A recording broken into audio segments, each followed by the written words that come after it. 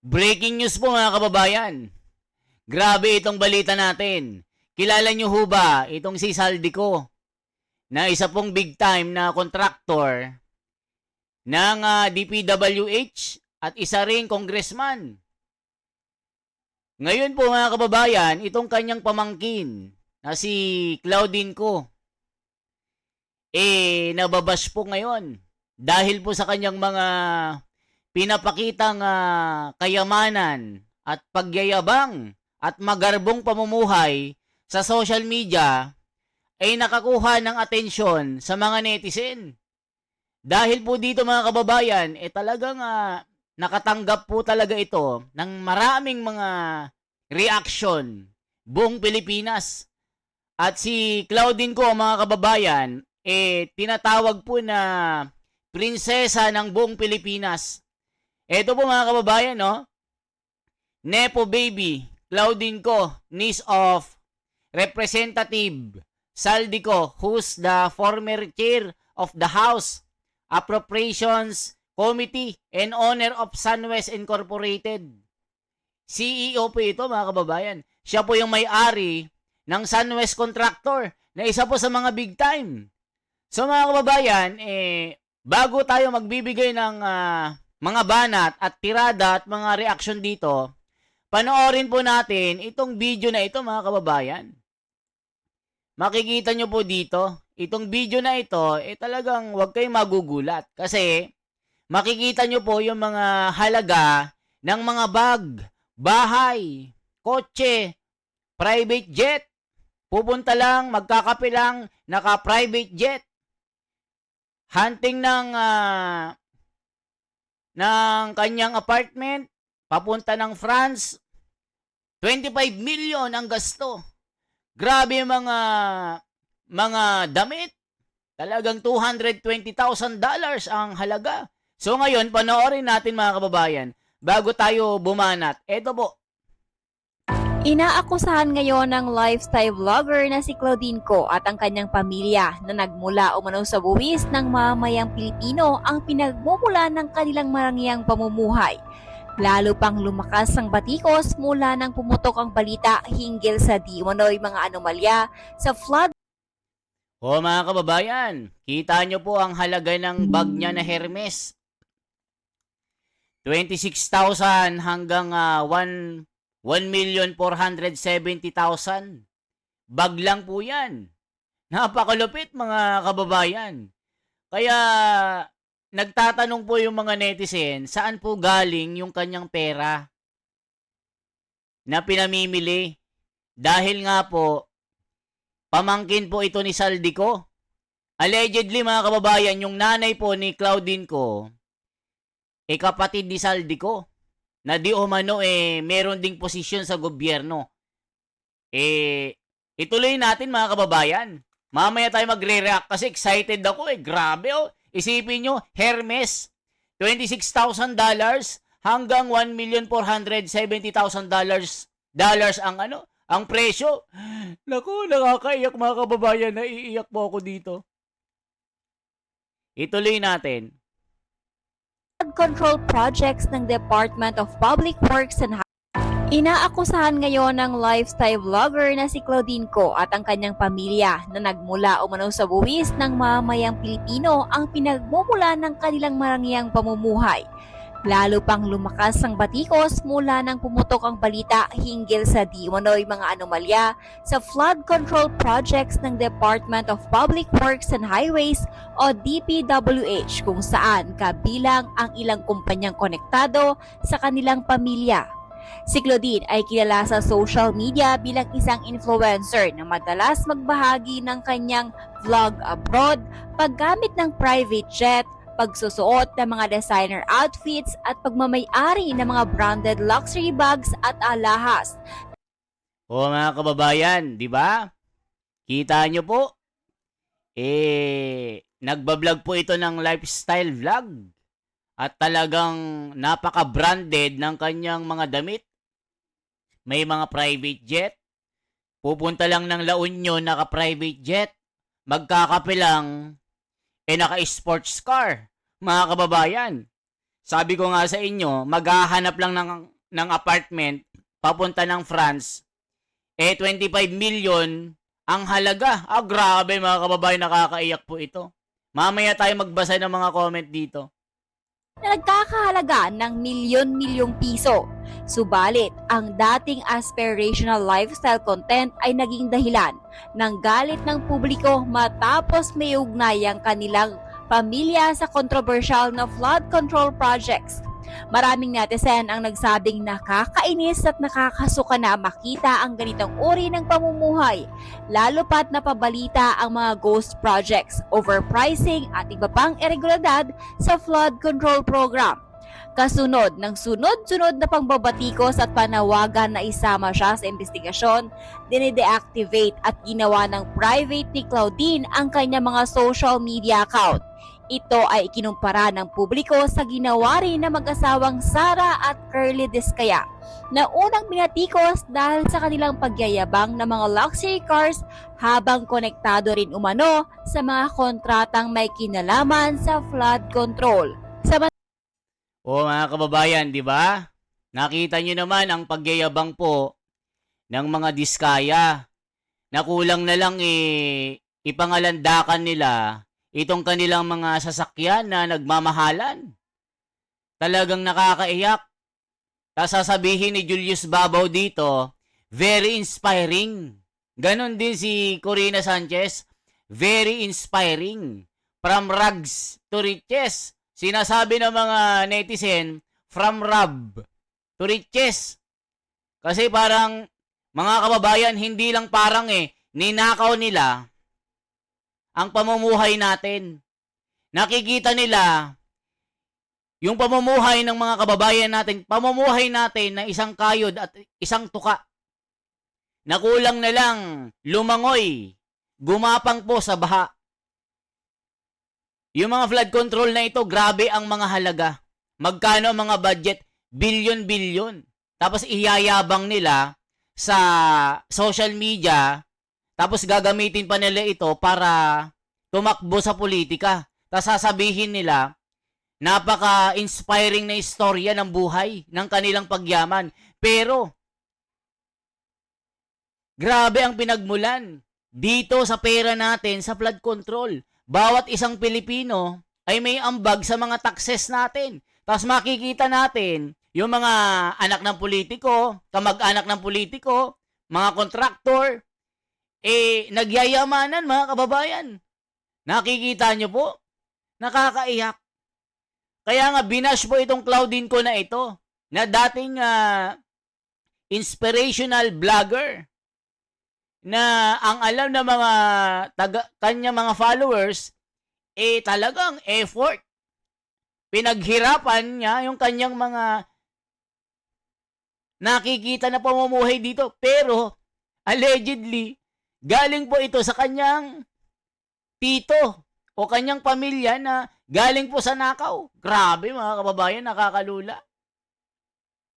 Samantala, ang ginawang pagpo-post ni Claudine ko sa kanyang social media ng kanyang marangyang lifestyle ang naging mitya ng mga masasakit na salita at matinding panghuhusga mula sa mga Pilipino.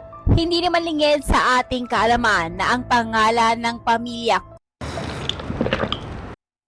Yan, nakita nyo po. Talagang nakatikim po ng masasamang mga comment sa kanyang social media itong Claudine ko na pamangkin po ni Saldi ko. Kita nyo naman Chanel, $247,475, $4,000. HM, 1,500. Magkano itong yung mga yung mga branded, ito po yung Dior. 220,000, 3,900. Dior, 101,000 to 1,800.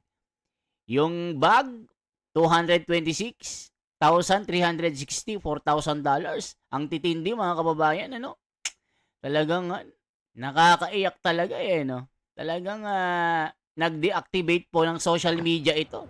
Itong pamangkin ni Saldi ko. Nasty.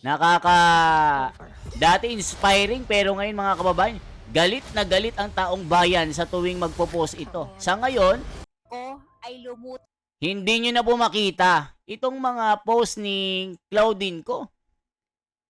Na kita nyo po dito. Oh. Kita nyo po yung mga halaga ng kanyang mga gamit. Ito po, yung gamit niya mga kababayan, no?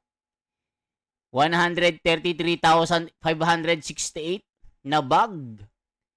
Anong brand yan? Grabe, Chanel, 38,000, Celine, 32,000. dahil sa mga kumpanyang high-tone ng mga masasakit na salita at matinding kontratang may kinalaman sa flood control. Samantala, ang ginawang pagpo-post ni Claudine ko sa kanyang social media ng kanyang marangyang lifestyle ang naging mitya ng mga masasakit na salita at matinding panghuhusga mula sa mga Pilipino. Hindi naman lingid sa ating kaalaman na ang pangalan ng pamilya ko ay lumutang dahil sa mga kumpanyang High-Tone Construction at Sunwest na kabilang sa pinakamalalaking kontrasista ng DPWH para sa mga flood control projects. Habang hindi pa naman opisyal na kasama sa investigasyon si Claudine ko, malinaw na ang kanyang lifestyle bilang public figure ay nagbukas na mas malawak na usapin ukol sa accountability, nepo privilege at paggamit ng yaman ng pamilya na konektado sa pampublikong pondo.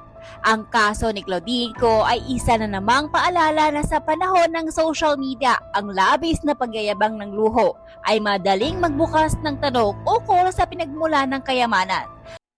O mga kababayan, di ba? Kung hindi kayo nagyayabang, kung hindi kayo feeling rich, hindi naman talaga kayo mayaman.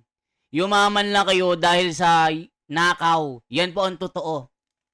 Masakit pero yan ang totoo. Magbasa tayo ng mga comment mga kababayan. Makikita nyo po yung galit ng taong bayan dito. Eto po mga kababayan, no? Normalize public shaming sa mga korap. Sabi nga po family corrupt. Yan yung tawag sa mga family corrupt. Eto po, pag walang makukulong dyan, mukhang magkakaroon ng part 2 ang people power, wag nyong hintayin. Grabe, sabi ni Graciously. Let's hope na mauungkat ang lahat ng mga involved sa corruption. Grabe mga kababayan.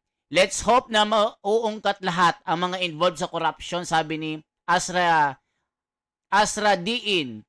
Magbabayad din ang mga yan. May katapusan ang lahat.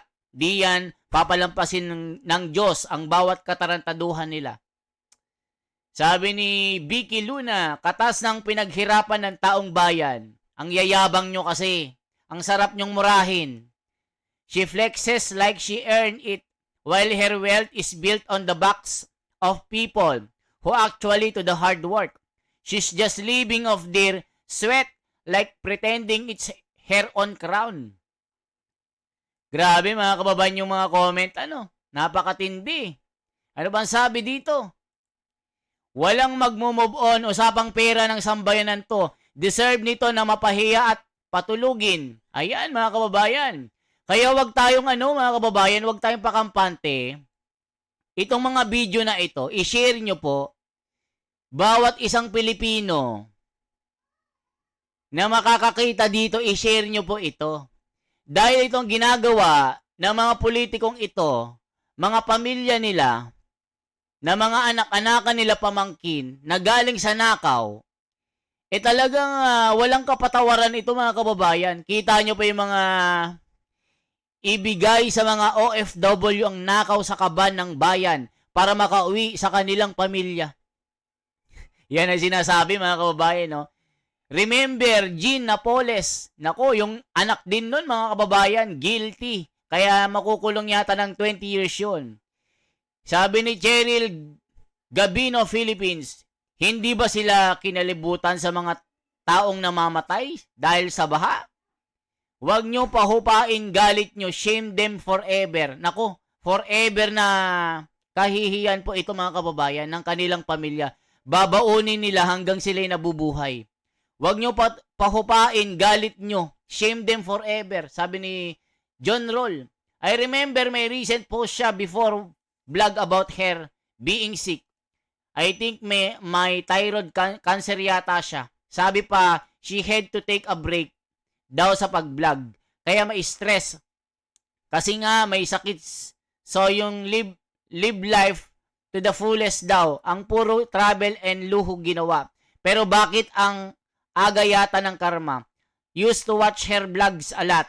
May mga times na nagpapaisip ako, grabe sa pagbablog lang. Ba niya na lahat nakukuha ito? Pangbili ng mga luxury items niya?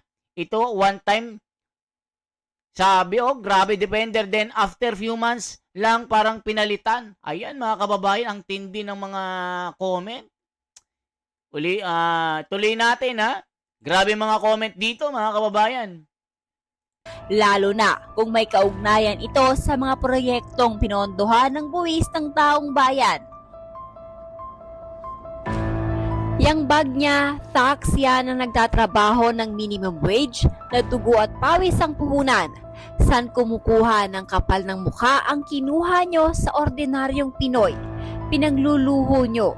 For sure, di kayo masaya dahil deep inside alam nyo may nag-aagrabyado kayo.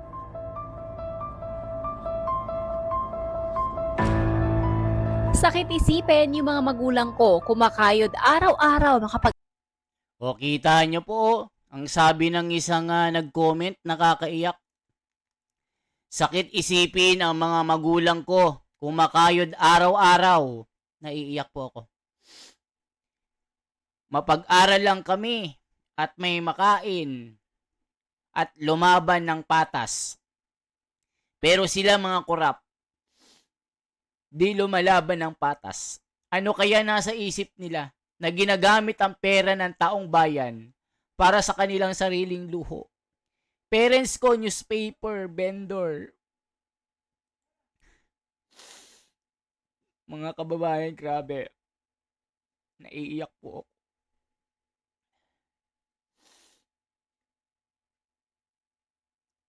Hindi po ito drama lang po. Talagang kita mo, isipin nyo mga kababayan yung comment to. Isipin nyo. I-feel nyo po na kayo po ito. Sakit isipin ang mga magulang ko. Kumakayod araw-araw. Mapag-aral lang kami at may kumakain. At lumaban. At lumaban ng patas. Pero sila mga kurap at di lumalaban ng patas. Ano kaya nasa isip nila na ginagamit ang pera ng taong bayan para sa kanilang sariling luho? Parents ko, newspaper, vendor at mekaniko. At napagtapos kaming dalawa ng ate ko. Mahiya naman kayo. Mga tangina nyo. Ayun mga kababayan, no? Ako tingnan yung luha ko. As in, ramdam ko po yung hirap ng isang mahirap mga kababayan. Tapos makikita natin sila na nagta-travel po sa ibang bansa. May mga private jet. Bumibili po ng mga luxury items. Mga kababayan, kita nyo po yung mga luxury items sila. Ito po, ayan, 101,000. Ayan, no, kita nyo po, 226,000 na bag. 28,000. Tignan yung mga mura yan. Pero dito sa kabila ng mga branded, hindi ba kayo maiiyak niyan, mga kababayan? Dito naiyak ako sa comment eh. Tignan nyo mga kababayan, no? Sakit isipin ang mga magulang ko. Kumakayod araw-araw, mapag-aral lang kami at may makain at lumalaban ng patas. Pero sila mga kurap at di lumalaban ng patas. Ano kaya ang nasa isip nila na ginagamit ang pera ng taong bayan para sa kanilang sariling luho? Parents ko, newspaper vendor at mekaniko at pagtapos kaming dalawa ng ate ko, mahiya naman kayo mga tangina nyo. Isipin nyo mga kababayan. Pag-aral lang kami at may makain at lumalaban ng patas. Pero sila mga kurap at di lumalaban ng patas. Ano kayang nasa isip nila na ginagamit ng pera ng taong bayan para sa kanilang sariling luho? Parents ko, newspaper vendor at mekaniko at napagtapos kaming dalawa ng ate ko. Mahiya naman kayo.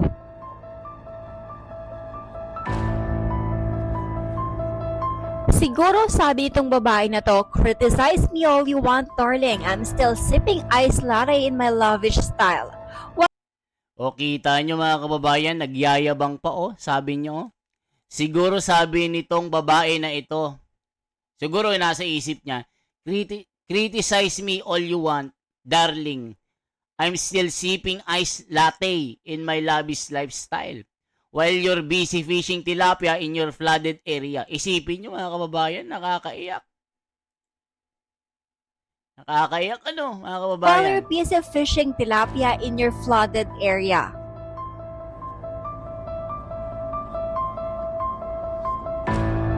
I honestly think we should shame corrupt politicians and their families more. Love ako nga sa mga hirit ng tao kay Claudine ko. I mean, if you flaunt a lavish lifestyle knowing it's funded by ill-gotten wealth, then you deserve the walk of shame.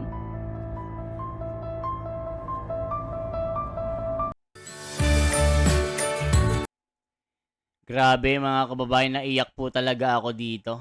Hindi ko mapigilan po na mapaiyak talaga kasi ramdam ko yung mga nagko-comment eh. Ramdam ko yung sakit na nararamdaman ng isang Pilipino kada makita nila ang mga vlog nila. Pag nakikita ko, talagang galit na galit po din ako. Mga kababayan, gaya ng mga nararamdaman nyo. Ganon din po yung nararamdaman ko kasi kasama po tayo sa lahat ng mga naloko dito.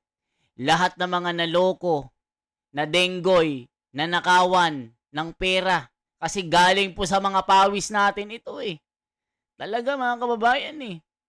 Saw some tweets about Claudine ko. Showing off your fancy life is one thing, but publicizing the prices of your outfits, a practice usually seen on fan pages for celebrities, that's just over the top.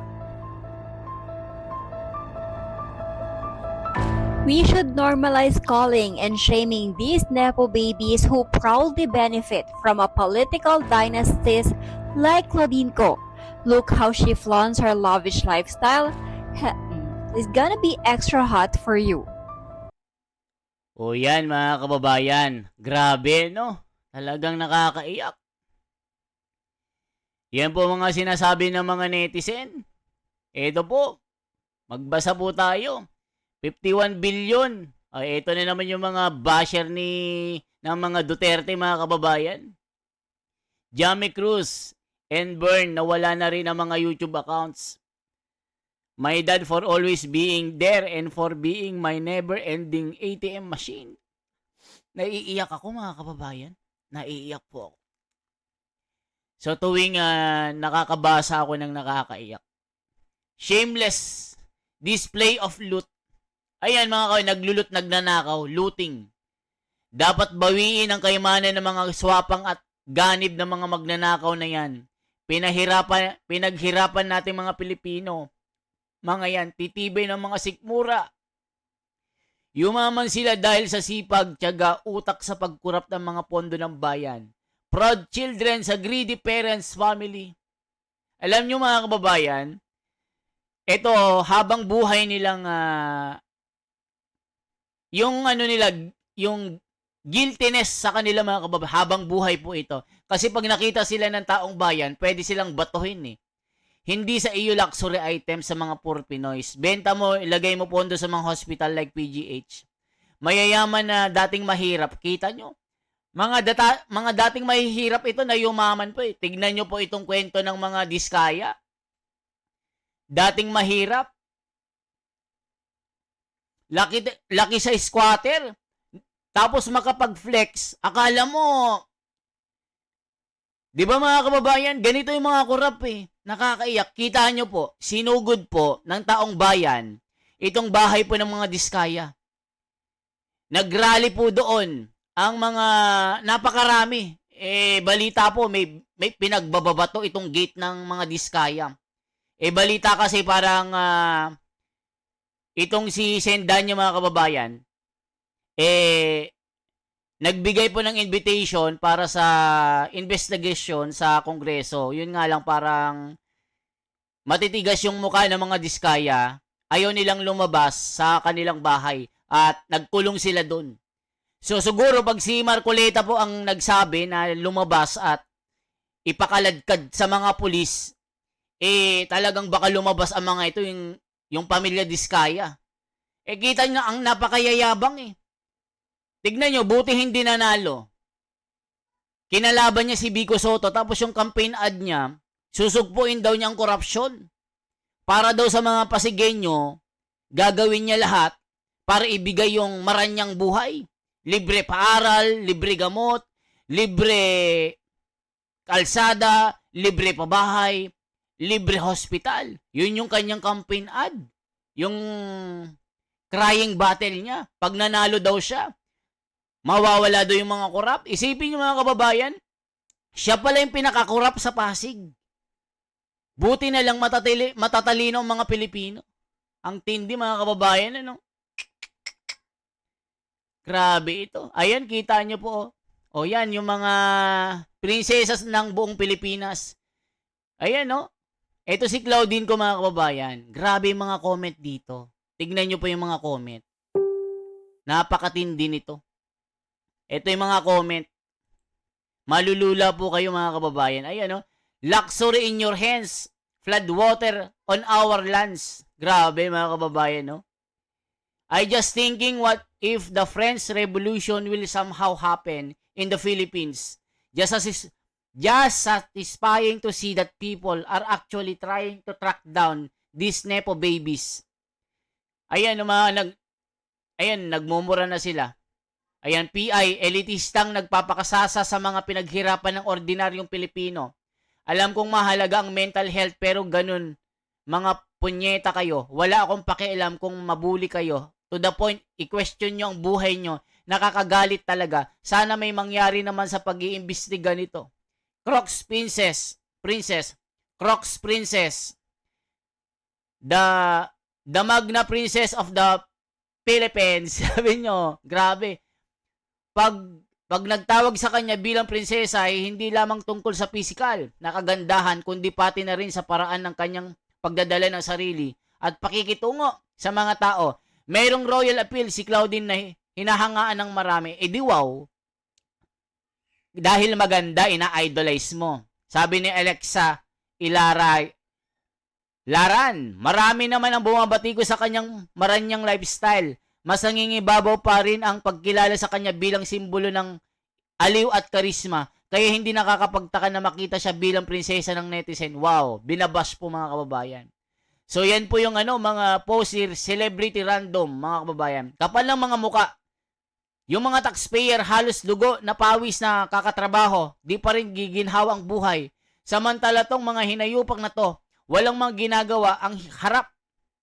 Walang ginagawa ang sarap ng buhay. Punta kung saan gusto ang gagara ng mga gamit. Yung mga taong nagbabayad ng tax, tama lang ang may magagasto ng bayarin. Hay buhay, unfair. Yan mga kababayan, napaka-unfair nga naman. Napaka-unfair nga naman ang buhay mga kababayan. Tayo mga nagpapakahirap para mabuhay, nagtatrabaho ng patas para kumita ng pera. Pero itong mga politiko, mga kamag-anakan nila, anak nila, pamangkin nila, talagang sila po'y nakikinabang. Samantalang tayo nagpapakahirap. Ang daming namatay, ang daming nalubog sa baha mga kababayan. Kaya suportahan po natin si Senador Marcoleta. Na sana po may mangyari po talaga mga kababayan. Alam ko, umiiyak din po kayo. Nagdaramdam. Sa nakikita nyo na kanilang pagnanakaw at panloloko po sa atin. Kasama po tayo na naloko dito. Kada bili mo ng pagkain sa tindahan, sa 7-Eleven, sa SM, mga damit, sa Jollibee may tax po. Mga nagtatrabaho, mga kontraktual. Lahat po tayo may ambag mga kababayan. Ang mga simpleng mga Pilipino na nagpapakahirap para mamuhay, para kumita ng pera, para mabuhay ng patas. Pero ang mga ito mga kababayan, harap-harapan na ninanakaw nila ang ating dangal. Ninanakaw nila ang pera natin. Ang taong bayan. Ang Pilipinas hindi mahirap na bansa.